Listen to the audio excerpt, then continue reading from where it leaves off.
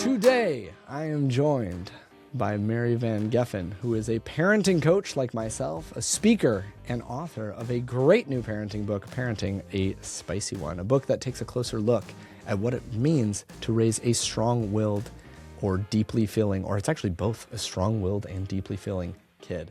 Her work brings together lived experience, emotional insights, and practical tools in a way that challenges how we typically think about discipline, connections, and what kids actually need from us. You might know her from the Moms of Spicy Ones community, where she has helped thousands of parents to navigate the intensity, exhaustion, and honestly, the loneliness that can come with raising kids who do not respond to the typical approaches of parenting. But this conversation is really about her latest work, which is, again, that book, Parenting a Spicy One, and what it reveals about the deeper shifts that parents have to make when control just doesn't work and something else has to take place. I'm really excited about this conversation. Mary, thank you so much for being on the Whole Parent Podcast. Oh, I'm so glad to be here. And shout out to your wife. That was very well written. Yeah. She does help me write the intros and do all of the things, so I love it. Mary, I really resonate with a lot of your work because some of my most popular work in the parenting space has been around parenting kids who some people call them explosive. Some people call them deeply feeling. Some people want to slap diagnoses on kids, ADHD, ODD, PDA.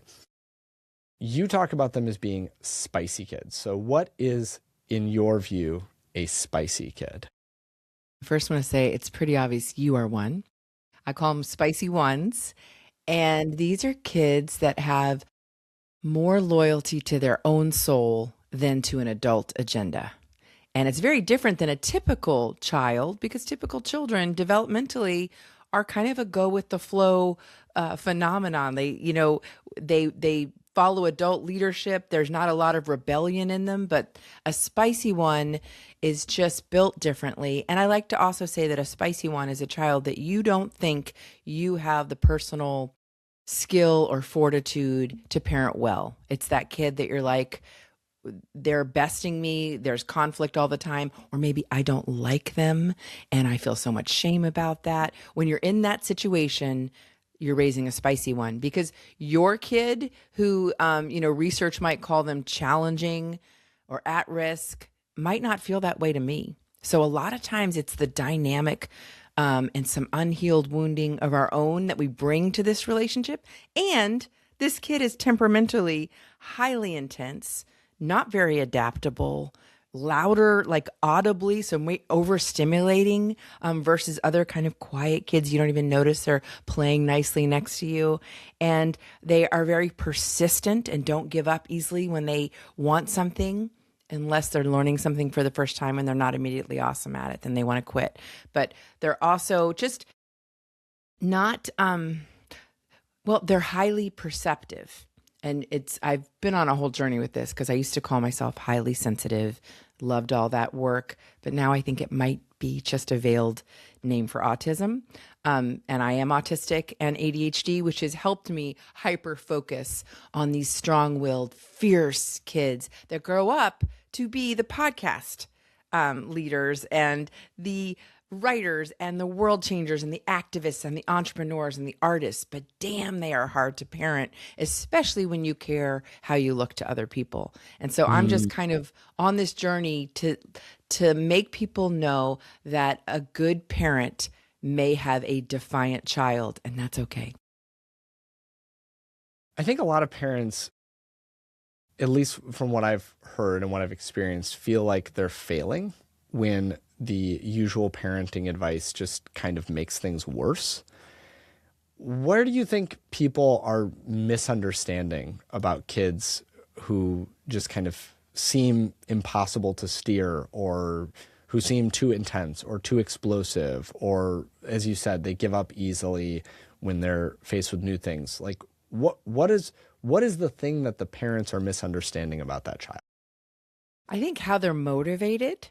So this child isn't looking every human wants belonging and their basic needs met and all that, but This child has a lot of power needs, and not power needs in like villain pre-story, like this is or origin story. That's not what I'm talking about. I'm talking about like impact. I am a spicy one.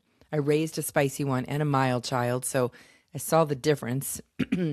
And I don't want to talk to someone unless at some point in the conversation they say, "Oh my gosh, yeah," and they light up and they have a reaction to what I'm saying, that I've somehow impacted them. It's probably why I went into coaching, because you get to be there shepherding someone's aha moment. And this child needs to feel like they have a seat at the table and a say.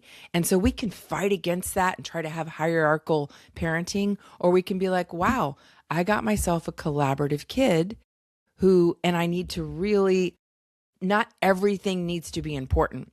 And I think the other thing they misunderstand is that eventually everyone's going to have a spicy one, because every adolescent is wired to individuate and separate, and that feels like a spicy one, because the things about you that remind them of them become kind of disgusting to them, and there's just a lot of attitude. And so we're all going to have to deal with a spicy one. Might as well do the work now to be okay within ourselves when somebody else is not okay. Interesting. To do the work within ourselves to be okay when somebody else is not okay.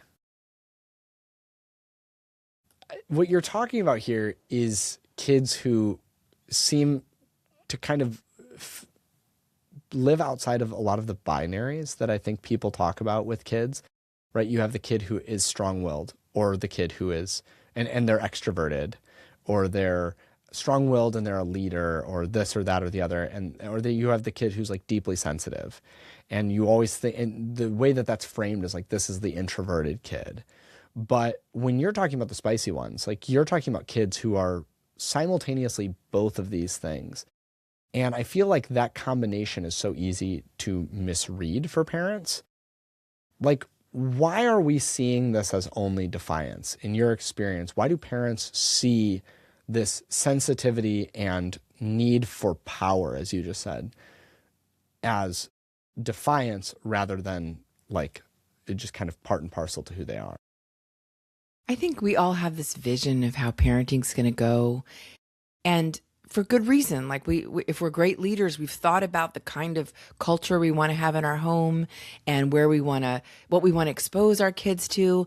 And then along comes this kid that just won't friggin' go with the flow, and nothing is predictable with them, and they can sink the family road trip. Like their emotions are somewhat contagious, and that's part of the charisma that this child will have as an adult, right? But I think it can just feel like I'm failing because I'm supposed to be the leader who says what we do. I'm supposed to impart all my values on this kid.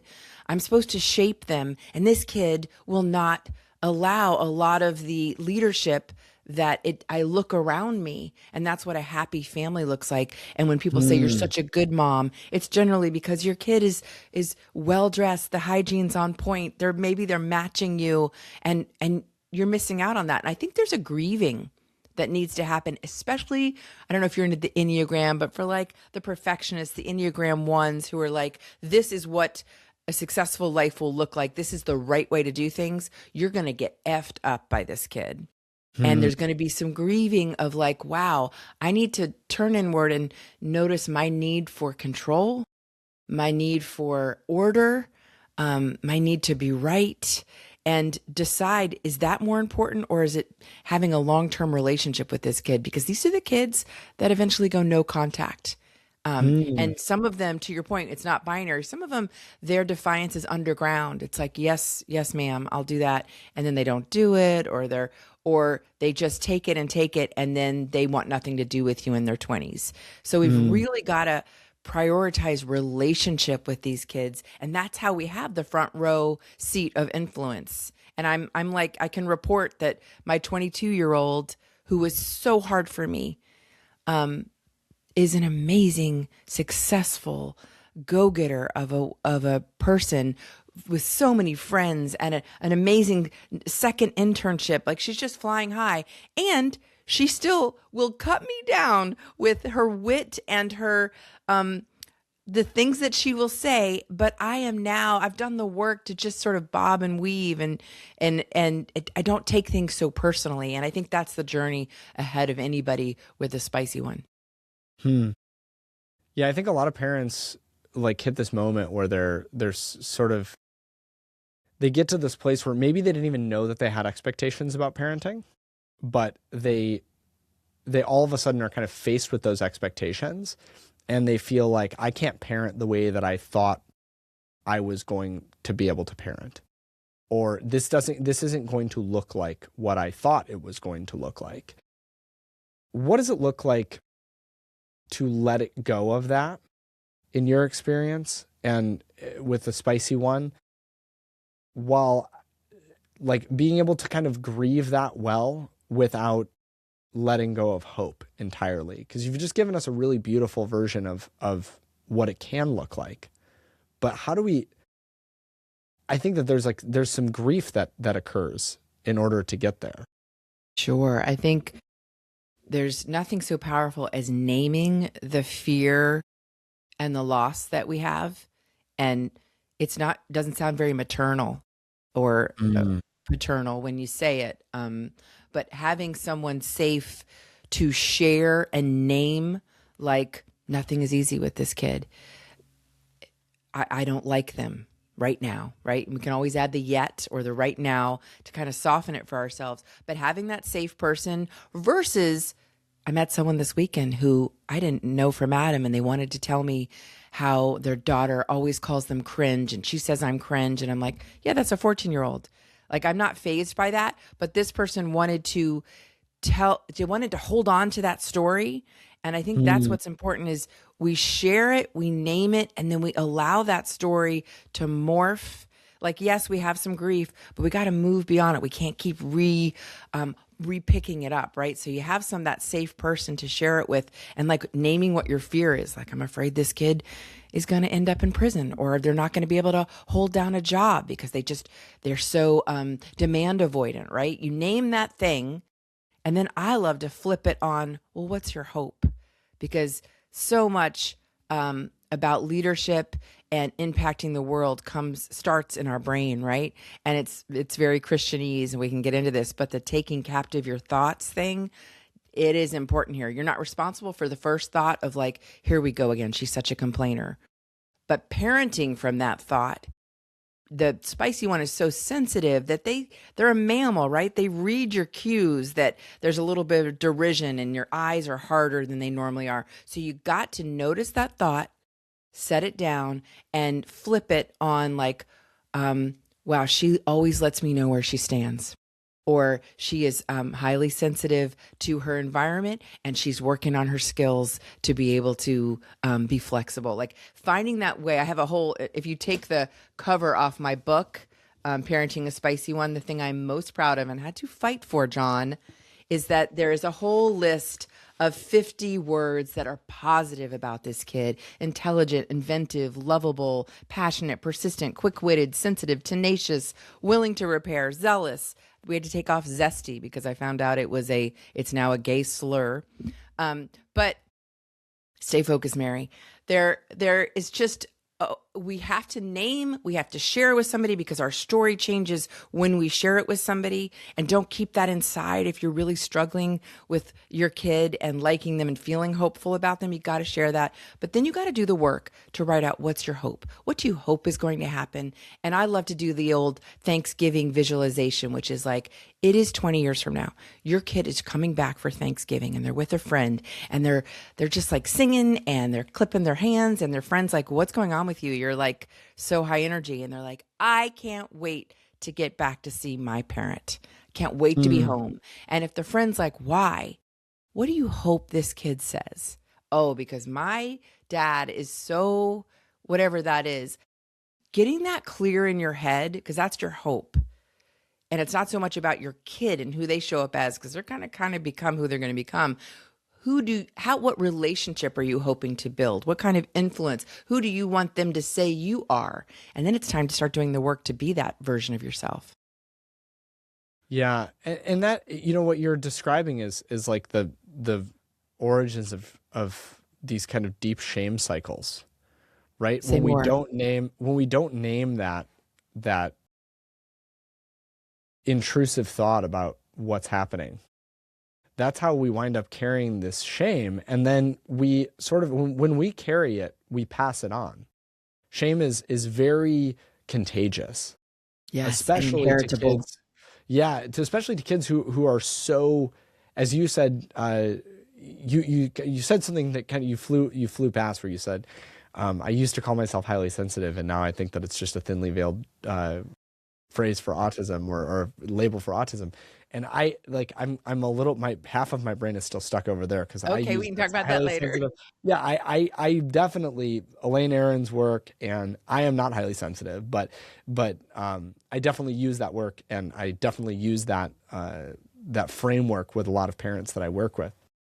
But when I think about, if we're describing the same kids, or there's overlap here, or it's a Venn diagram that's basically just a circle, with the spicy ones and the highly sensitive kids, when we think about shame in a lot of Elaine Aron's work, it's like they can read it on you. Like you said, they're mammals, but it's not just that they're mammals. Like they're more perceptive.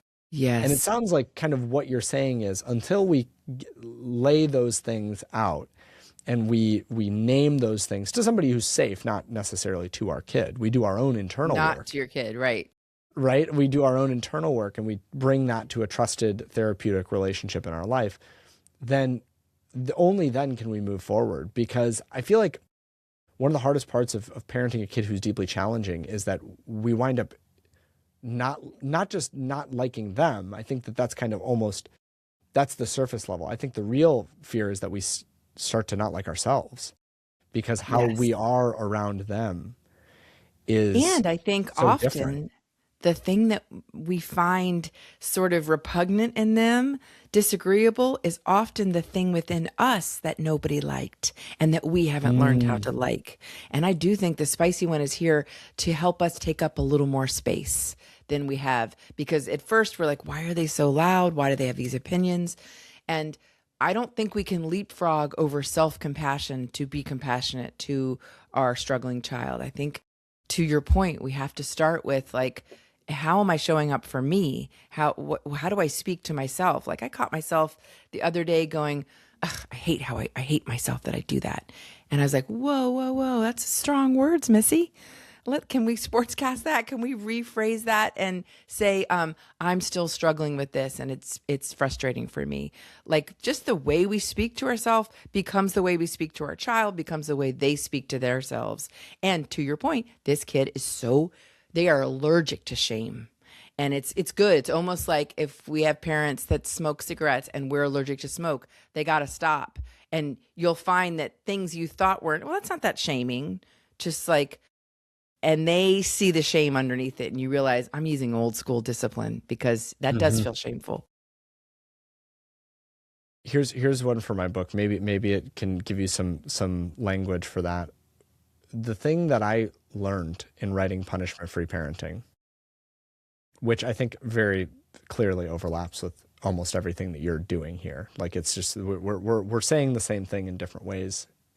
The thing that I learned for myself was that if punishment is an ineffective tool for discipline for our children, then punishment is an ineffective tool for disciplining ourselves. And so if we feel that we need to make ourselves feel bad enough before we change, because that's the inherited paradigm, right? Like, and we're not going to say that that's what your parents did, but that's what so many parents did, right? The way to make somebody change was to make them feel bad enough that they forced themselves to change, to alleviate the tension that comes from that shame that they were experiencing, right? Shame is this powerful motivator in some ways. It's just not usually a motivator for positive change, but it is a powerful motivator. It's a motivator for something. And Yeah, I it usually think, stops whatever's happening right then. With the right. spicy one, it can end up escalating things, so it blows back in our face. But you said something. Oh, I want to even add to that, this idea that punishment has to hurt. I also think we subconsciously believe I have to be angry while disciplining for it to work. Like, that's not going to work. Like, I somehow have to marshal up this anger because then my kid will know I'm serious, or then it'll be effective. And that actually isn't true. The spicy one is research shows that challenging kids like this are more susceptible negatively to authoritarian, do it because I said so, and to harsh emotional messaging. They really need us to stay even keeled. And that's a lot of what I write in the book is like, how do you become the calmest one in the room so that the spicy one can borrow a little bit of that and you are de-escalating all of this drama and these power struggles. But a big part of it is you don't have to be angry to set a limit. In fact, your limit and your lesson will be so much more received if you aren't activating the parts of their brain that are very defensive when you're dealing with someone who's angry. Because back to the mammal thing, your body sees that as a threat. I can't learn while I'm feeling threatened. Right. The entire premise of punishment-free parenting is that when you punish a child to teach them a lesson, you turn off the part of their brain that learns. Right? Like that's fundamentally what it's about. Let me take a quick break, and then we'll be back with more Mary Van Geffen. We are back discovering Parenting a Spicy One with Mary Van Geffen, and I wanted to kind of shift our conversation to some practical tools, because I think if parents have been listening along and they've been hearing this and saying, okay, that's me or that's my kid, and again, this is an encompassing definition of, kids who may be on the spectrum, who may have ADHD symptoms or even a diagnosis, kids who are highly sensitive, kids who are explosive, all of the 3-letter acronyms that kind of are dehumanizing, PDA, ODD. What do we do with these kids? We've talked a lot about what we shouldn't do. We've talked about what we can do for ourselves. What do we do for them? Well, I mentioned earlier, become the calmest person in the room. And I say that because it's sort of like when I tell my husband, can you pick up some of this stuff around your bed? And he's like, oh, really, Mary? And begins to gesture to the entire room that is all my junk. We need to clean up our side of the street before we go and clean up theirs. So it's important. It's kind of most of the tools I have don't really work if you're not calm while using them. So that's number one. Number two is this research shows there's been 26 different individual research studies that somebody did a meta-analysis of, and they show that this kid does best with positive reinforcement. Okay, what's that mean?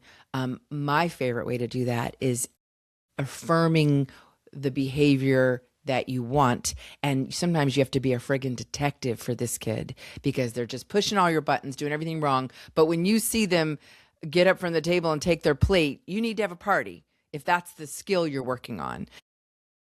That's number two. Number three is don't work on everything at once. Have one skill you're working on, and then you got to work on delighting in this child because they need that that positive relationship. And often, because they can be defiant, everything feels negative because we're constantly managing and stopping and, oh, please don't. And not today, all that. We have to do active work to delight in them and to say and to see in them the positive and to name it. And when you begin naming that goodness, they kind of rise up to inhabit that goodness.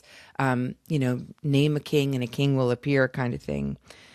We also, with this kid, we got to collaborate. So that looks like before you get in an environment where there's going to be issues, you have a conversation and you set the vision for how you want things to go. You give them a word picture, like we're going to grandma's. And remember, she has all those breakables. Are we allowed in that room? No. Okay, right. We're going to stay in this room. And what are we going to do instead?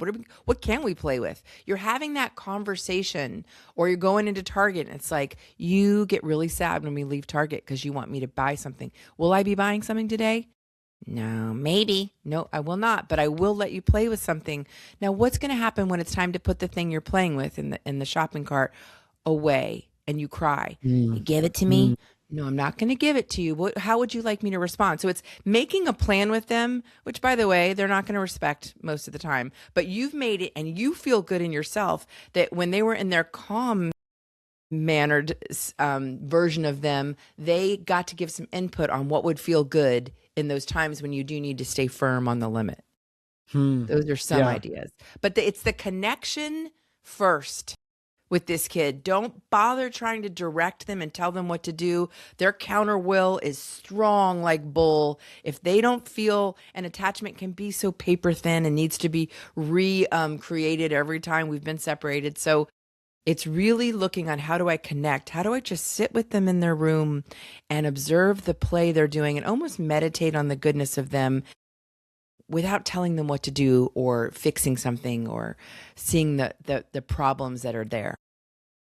Okay, I'm going to play devil's advocate here. Okay. Because I agree with everything that you're saying. And so I'm going to give you one of the most common pushbacks that I get when I say, hey, this is a difference between connection and control, right? And it seems like you're very interested in this difference, the difference between connection and control, how connection is this great tool of discipline, control falls short, especially with these kids who have this kind of, and if there is an acronym that I like taking when parents get the PDA diagnosis and saying, hey, instead of pathological demand avoidance, let's think about this as a persistent drive for autonomy, right? Yes, I love that. So when I start on that stuff, they say, okay, this is nice. That's a nice way of putting it. I like all of your words that you're saying, but like, I still need my kid to cooperate. How do you explain that to them in that moment? Like how do you gain that cooperation with this kid who is just like every single thing is a battle, and everything is like you're putting so much into the connection. Well, I spent, and I hear these parents that I spent an hour playing with my kid, and then we went to Target, and then they just will not cooperate whatsoever, and we're at the grocery store, and I did all of, I did all of this connection building, John or Mary, I did all of this connection, and I did it, and I checked the box, but I need cooperation sometimes. Sometimes we just got to get out of the house and put our shoes on. I mean, What do you say to those amen. parents? Amen. I wish that for you. Sometimes a few thoughts. One is, are you connecting transactionally? Are you connecting so that they will do what you say? That can kind of be felt, and I don't know that great intimacy is built in that way. But also sometimes there's just a skill gap, and no amount of oh yeah, we're getting along well, and we've laughed, and we've had eye contact, and there's been touch, all the things that kind of show that there's a connection. And yet we go to Target, and then we make a second errand, and they lose their crap. Well, there may be a skill gap where they are overstimulated and they literally don't have the capacity to do multiple errands. And part of their process, the dignity of their process, is they're going to melt down. You want to you're going to push it, then this is what happens. So I think being aware that it isn't going to magically teach them the things that they need to do, and that you're still going to need to do things like the do-over when they run across the street and you were very connected with them. That's not defiance. That's I lack impulse control, and I don't yet have the muscle memory of waiting and looking both ways. And so I also hear in there, if it's like getting ready to get out the door, well, a lot of that is making it really clear what the steps are. And I want to see it in writing, that these are the 8 things a child must do before we leave. 8 might be too many for a 5-year-old. So it's looking at the skill that you want them to exhibit, and checking out, is that developmentally appropriate? What are some things a lot of these kids need a body double. You can be so connected with them and be like, now great, will you go clean your room? And clean your room. I'm 55. I don't know what that means. You need to tell me, would you go take everything off your side table? Thank you. Thank you for breaking it down. Thank you for sitting in the room while I do it. Some of this, and it's back to that grief, some of this is, if you got a spicy one with a diagnosis or a delay, these things might never be able to be done independently, or it might take a lot longer than their peers. And I think that there's some grieving we got to do around that. How would you answer that question though? Because I bet you have a good one all teed up. I don't. I don't. I think sometimes you pick up your kid and you put him in the car.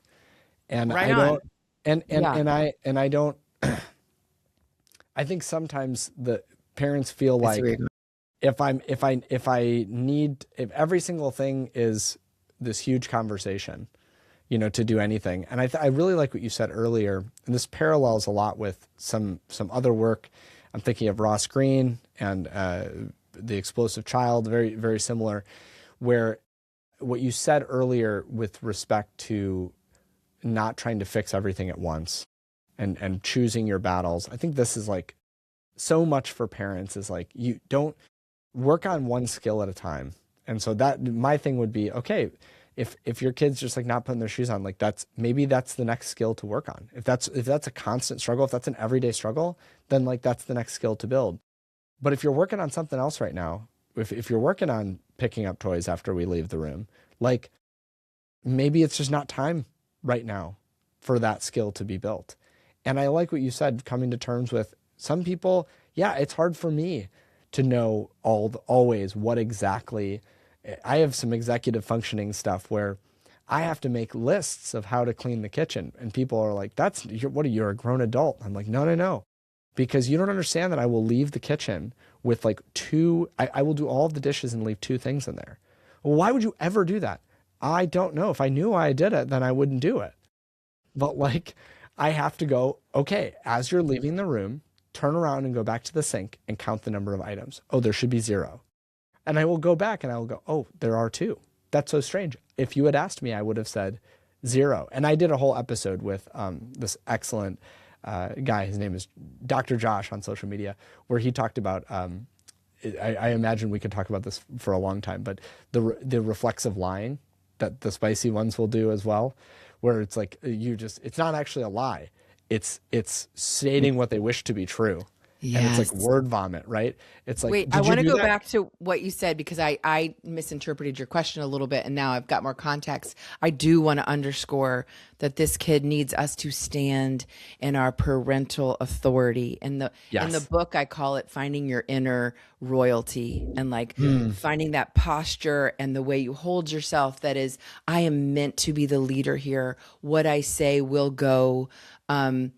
And you move like royalty slowly and with intention. Because when you're like, come on, we got to get ready. I'm over here washing the dishes. And why aren't you? That's not going to get a spicy one to do anything. So some of it is bringing your physical proximity to the ask and like coming up. If when I come up to you and say, it's time to get your shoes on. I'm not angry. I'm not menacing, but I am fully here and I am believing that is what we're going to do. And I'm willing to help you and stay next to you. It's the multitasking, which I get it. Modern parenting, how the hell do we get out the door without it? It's not very effective with this kid. And the one other thing I want to name is I think a lot of people with a spicy one try to avoid their meltdown by, oh, okay, maybe you could bring your shoes, which, every family has to work out their thing. But when we walk on eggshells to avoid them getting upset, we do them a total disservice. This kid needs to get upset and get upset a lot. So I actually want you to get to the boundary quicker if you have one rather than trying to work around it and manage it so they can grieve, feel that, and then move through it and see that they are going to be disappointed a lot, I can guarantee you. And they need to feel that in the safety of your relationship. I love that standing in royalty. I feel like that I'm going to clip that out and add that as like a social media clip because I feel like a lot of parenting is, especially with these kids, the kids with that persistent drive for autonomy, is we do this. Okay, can you get your shoes on for me? That's that like It's a now question. we've asked them a question and the answer can be no. And if the answer is no, now we're going to revoke their autonomy after the fact. Now we're going to take that away from them. It feels very, it's unfair. As It's like a Brene bait and Brown says, switch.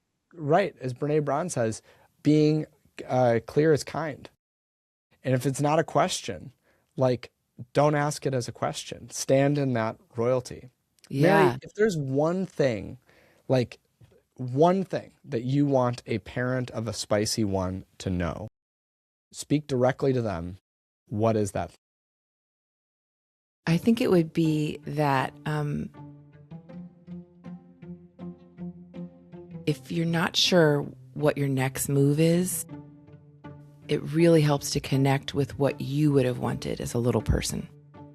And sometimes we get into a me versus you, we other our child and like, they can't, and we forget what it was like to be their age and some of the things that we struggled with, and asking yourself, how would I have liked my parent to have responded if I was behaving this way? What would I be looking for and needing? And I feel like sometimes that uncovers some of our intuition and our deep knowing of what this kid needs.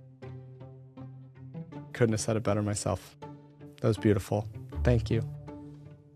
You can find Mary Van Geffen on Instagram at Mary Van Geffen. You can also find her at her website, which is Mary Van Geffen. MaryVanGeffen.com. You can find Parenting a Spicy One wherever books are sold, especially down in the show notes where you can find a link to purchase. Mary, thank you so much for being on the Whole Parent Podcast today. It was so fun.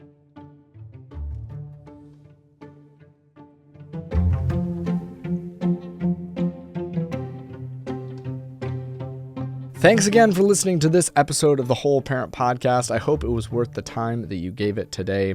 I hope you learned something or were challenged, or maybe it just made you smile.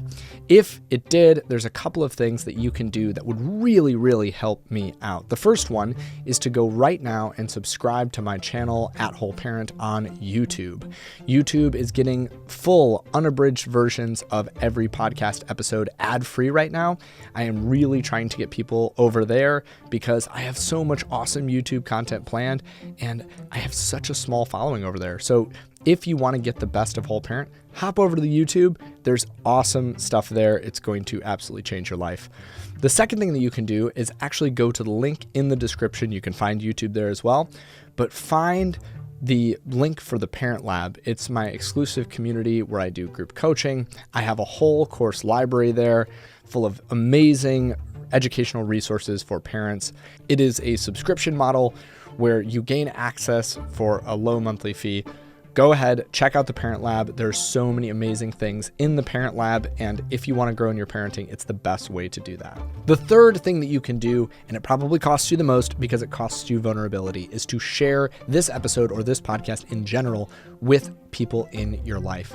There are parents in your life who are struggling. There are parents in your life who could use this in their life, and we know that the number one way that we can get more people to listen and watch and follow along with the podcast is by personal referral. People want to know what you're listening to. They want to know what's helping you to parent more effectively. And so if you can do that, find somebody in your life who needs this podcast and send it to them. I would be so appreciative. Thank you again so much for your time. You can find links to everything that we talked about in the episode, including my books, Punishment Free Parenting and Set My Feelings Free, down below. And I'll see you next time.